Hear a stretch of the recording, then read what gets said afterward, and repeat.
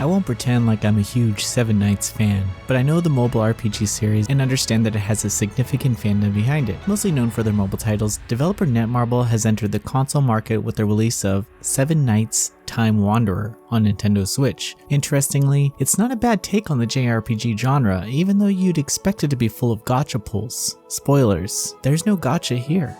お疲れ様でございました。相変わらず言い方が堅苦しいわね。そんなことありませんよ。だけど肩に力が入ってるわ。もしか持ってみますか?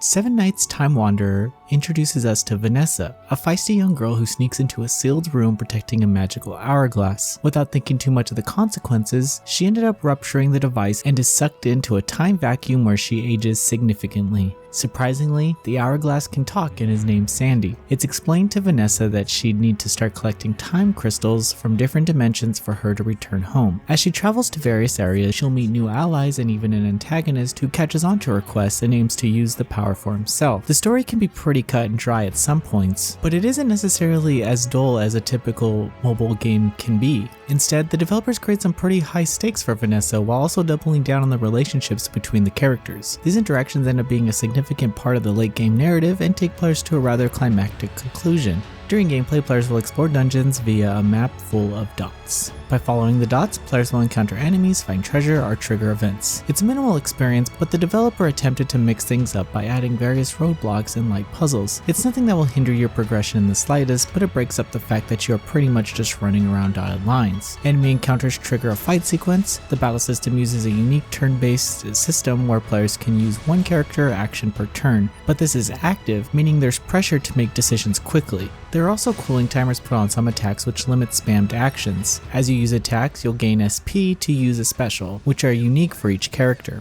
It's tough to explain, but at first I wouldn't say I liked the battle system because I didn't completely understand what they were going for. But after a few fights, I became more comfortable with it and realized that there's a layer of strategy that goes into the more significant encounters. These include paying attention to an enemy's special attack to guard, or deciding when it's the right time to use a turn to heal up. The more annoying moments happen when I forgot to use an action, and my turn would just be completely skipped, allowing the enemy to attack again. To mend the exclusion of gacha systems typically found in Netmarble titles, characters are unlocked throughout the story. Each character has an element that is more powerful or weak against different elements. Using this to your advantage is key during encounters and will make late game encounters easier. However, I never really felt challenged by going through the main story. I did participate in every battle on the map, as I looked for secret treasures or alternative routes, but I was never truly at risk of dying during a boss battle. Sure, some encounters were tougher than others, but my characters were rarely underleveled or incapable of beating a boss. There are additional dungeons with higher level enemies to remedy this lack of difficulty, but it's completely optional to take these on. Still, there are item drops and powerful weapons to find here so that it may be worth it.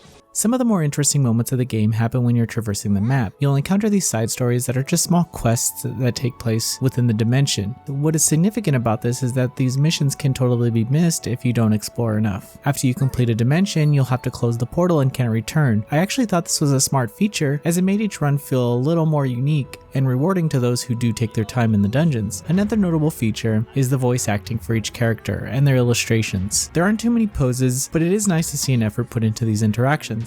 This is also extended into a relationship system where you can use arcane cards to progress new interactions with previous characters you met and raise affinity with them by answering questions. I should also mention that they have bathing suit costumes, and that's always a plus for me. What ends up holding the adventure back is that it is pretty basic and doesn't become deeper in its final moments. The battle system and RPG systems pretty much hit a wall after you unlock a new skill, and that's basically it. This makes the experience pretty lightweight on the player and doesn't overburden them with JRPG systems, but it does shed light on the game's more repetitive structure.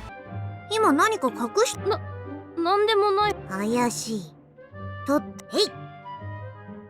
あれ？お別れの前に。Vanessa? Seven Knights Time Wanderer is a rather straightforward attempt at a JRPG with the inclusion of a unique active battle system. There's a ton of room to grow here in terms of improved dungeon design, less repetitive encounters, and a more interesting game loop. Still, the story is rather good, and the character interactions are reason enough to see this adventure through until the end.